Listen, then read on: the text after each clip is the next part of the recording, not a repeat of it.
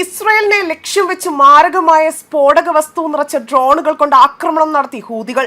തെക്കൻ ഇസ്രായേലിലെ റാമോൺ വിമാനത്താവളത്തിലേക്കാണ് ഹൂതികൾ ഡ്രോൺ ആക്രമണം നടത്തിയത്. തെക്കൻ ഇസ്രായേലിലെ റാമോൺ വിമാനത്താവളത്തിലേക്ക് യമനിലെ ഹൂതികളുടെ വൻ ആക്രമണമാണ് അഴിച്ചുവിട്ടത്. സ്ഫോടക വസ്തുക്കൾ അടങ്ങിയ ഡ്രോൺ പതിച്ചതോടുകൂടി തന്നെ വിമാനത്താവളത്തിന് പരിധിയിലുള്ള വ്യോമാതിർത്തി അടച്ചിടുകയാണ് ചെയ്തത്. സംഭവത്തിൽ 2 പേർക്ക് പരിക്കേറ്റതായിട്ടും പ്രാഥമിക വിവരം ലഭിച്ചിട്ടുണ്ട്. യമനിൽ നിന്ന് വിക്ഷേപിച്ച 3 ഡ്രോണുകൾ വെടിവെച്ചിട്ടതായി ഇസ്രായേൽ പ്രതിരോധ സേനയാണ് ഇപ്പോൾ അറിയിച്ചിരിക്കുന്നത്.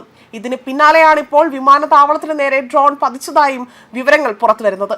അതേസമയം തന്ത്രപ്രധാന മേഖലയിലെ ആക്രമണ മുന്നറിയിപ്പ് ലക്ഷ്യമാക്കുന്ന സൈറനുകൾ ഒന്നും തന്നെ മുഴങ്ങിയില്ല എന്നും ഇസ്രായേൽ പ്രതിരോധ വൃത്തങ്ങളെ ആശങ്കയിലാഴ്ത്തിയതായും റിപ്പോർട്ടുകൾ പുറത്തുവരുന്നു.